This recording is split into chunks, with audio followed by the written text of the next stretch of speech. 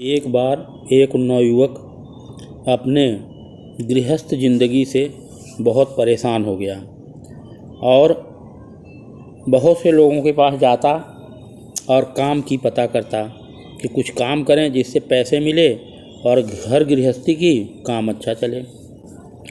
एक बार वह एक सेठ के यहाँ गया और बोला, सेठ जी हमें कोई काम दे दो और हम लग कर काम करेंगे, चाहे पैसे बेशक कम दे दो। तो सेठ ने कहा कि भाई पैसे हम जो देते हैं वो तो देंगे ही।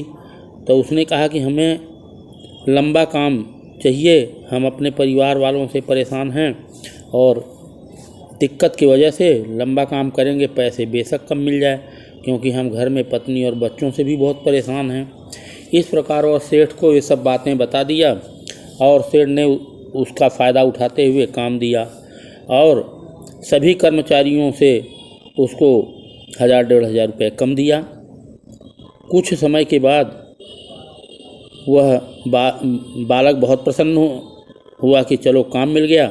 लेकिन कुछ समय के बाद जब उसने देखा कि सबको इतने ही काम या इससे कम ही काम में अधिक पैसे मिल रहे हैं, तो वह दुखी होने लगा और इस प्रकार सेठ से बोला कि भाई हमारा पैसे बढ़ा दो। तो उसने कहा, भाई देखो पैसे तो अभी नहीं बढ़ा पाएंगे, चाहे काम करो या मत करो। इस पर उसके मजबूरी का फ़ायदा उठाते हुए सेठ ने ऐसा जवाब दिया। अब उस बालक को एक बार पता चला कि शहर में एक बहुत बड़े ऋषि आए हुए हैं, महापुरुष आए हुए हैं।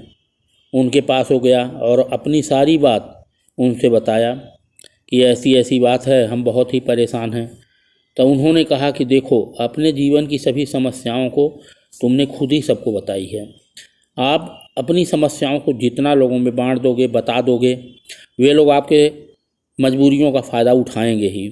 इसलिए तुम अपने जीवन के समस्याओं को, मजबूरियों को, अपने गुप्त बातों को, पारिवारिक समस्याओं को कभी किसी को मत बताओ।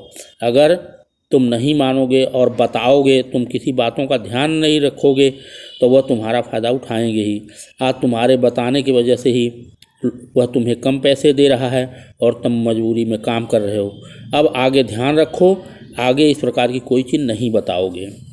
तब उस बालक के समझ में आ गया कि हमें अपनी समस्याएं, अपनी मजबूरियां, अपनी आर्थिक, सामाजिक, पारिवारिक कमियों को कभी किसी को नहीं बताना चाहिए।